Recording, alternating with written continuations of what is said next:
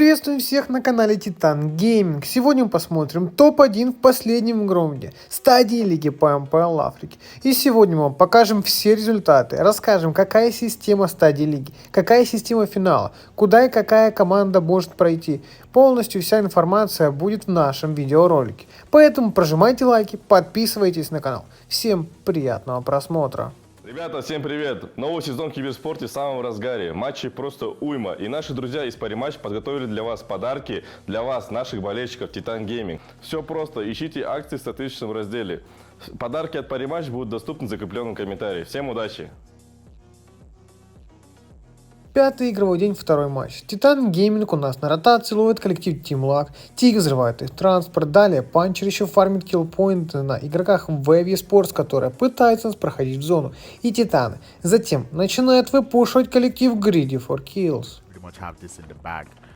Titan, on the other hand, looking to push up onto the side there of Greed. With that excellent grenade coming in through. I tell you, once they hit 7, they're almost unstoppable. But the side there of Vampires looking to put us... Ребята забирают Greedy for Kills. Затем был очень хороший мув. Они поехали под горочку, где находились Psix. И эта позиция была реально очень хорошей в данной зоне. With that 2-1 split, if they can get this could be their game. Indeed, it could be. Axzcer does look to be the first man in line. Grenades being charged in and towards the position there of El Chapo. Would take a couple of HP down, but not quite hitting the mark as Marshall now instantly understands what is going on. But here comes Puncher, trying to see if he can come in through for this push, but it's a hard one. This reach line, it is so strong for the side of Cryptics. A grenade up the top would be to take down El Chapo's HP, but Triple Esports to get the knock as the push would come through. More grenades coming in. Senke has got an off angle, but the Titans looking so strong up on this three-man push. They're trying to isolate Senke, and that is a good place. Smokes have been set in stone. Marshall does get spotted in the floor, and down he would go as Titans coming through for the cleanup. Senke now, they know he's in the smoke somewhere. They're pushing up onto his position, but Senke trying to be as careful as possible. Puncher comes through the smoke, does not quite spot the player. Senke will take some shots, but the Titans unstoppable at this point. 10 points to the name, and they're looking... Хороший заезд под горочку, и Titangaming выпушивают тройку Cryptics. Затем у них остаются на концовочку игроки, соперники VGS, Triple Esports и Vampires. Давайте же посмотрим, как ребята разыграли через эту горочку. Here, but if they want to go for that, they're going to have to expose themselves to Titans with their newly found location. Esports now coming through from that western side, that woodland split.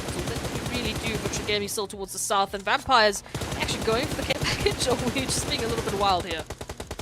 Offensive smokes though, they come into play so well, and that is what Titans were able to use against the side of Cryptics. You know, use their smokes against them, also threw a couple of your own smokes. The instant they realized where Senke was, they threw a smoke to his position, blinded him out, and tried to isolate the rest of his teammates, and that was just beautiful play coming through from the Titans. Triple Esports though, still holding up with two players up, Thor and Old Boy, holding very different angles. Might just be a pinch because they're pretty much counting as two solos at the time being. Vampires though continue to get that zone. They got a couple of teams just out there on the outskirts on the south. Wonder how long they can ward them off for.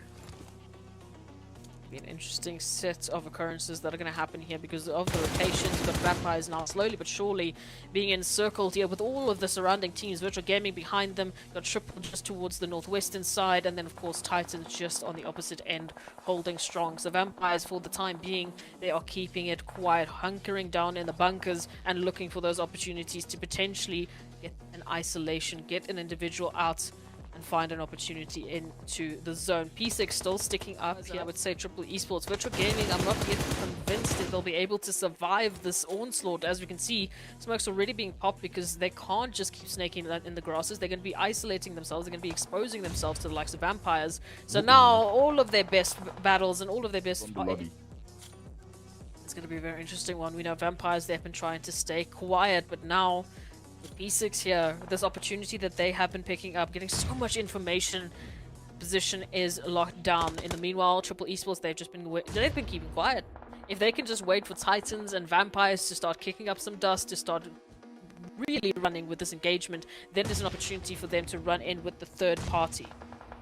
I think for Triple Esports, all through this week, one thing they've been trying to get into play is their trigger discipline. You know, we don't really see them take some shots. They've been learning how to stay still. Jiggle coming through from Thor would not be enough to stop those shots coming through, as Old Boy now has to hold up in a 1v2 situation up against the duo of Puncher and Axzcer. Definitely not two players you want to go up against. Grenades coming through, but Thor is not going to make that Old Boy would not stop on his push. As the side of Titans, they're not looking to give him so much attention.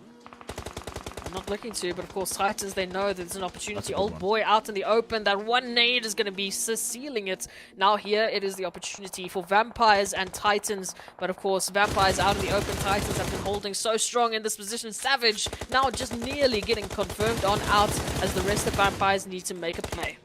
They really do need to make a play. The Titans trying to get the knock, trying to even the tides. Ninja is down. Yazan now, the last player left, is in the bunkers. He has to hold it up, but the Titans already up to 12. He limbs 13 if they get that third stop onto Octi. Make that 13. 14 if they get this third stop onto Ninja. And they're already pushing up close. They know where Yazan is, but Yazan does not have HP to speak about. The Molotov will come through to get the burn. Yazan now getting pushed by the play zone. And that's going to be a GG well played. Уверенный топ-1 на карте Ерангель, 14 килов, 2397 нанесенного дамага, 28 минут время выживания. После топчика переходим к формату стадии лиги. Всего было 3 фазы, 5 игровых дней в каждой фазе. Участвовало 20 команд без супервикендов. Топ-16 команд стадии лиги проходит в финал. Затем в финале играет 16 команд, 3 дня по 6 игр. И напоминаю то, что в стадии лиги за каждую фазу команда-победитель получает 20 ПТС в финал. То есть, если посмотреть на общую таблицу, у ребят наших 19 ПТС за первую фазу, 20 ПТС за вторую фазу, 30 ПТС за третью фазу. И в общем итоге стадии лиги они также занимают первую позицию и получают еще 20 ПТС. И начнут гранд-финал с 79 ПТС. Поэтому надеемся, они удержат первую строку и возьмут себе слот на ПМВ, где будет призовой фонд в $3 миллиона.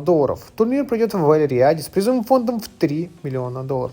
Просто шикарнейший турнир. И надеемся, что наши ребята смогут забрать первую строку и отправиться на него. Ну а вы, ребята, прожимайте лайки, подписывайтесь на канал и пишите в комментариях, как вам данная стадия Лиги Pmpl Африки.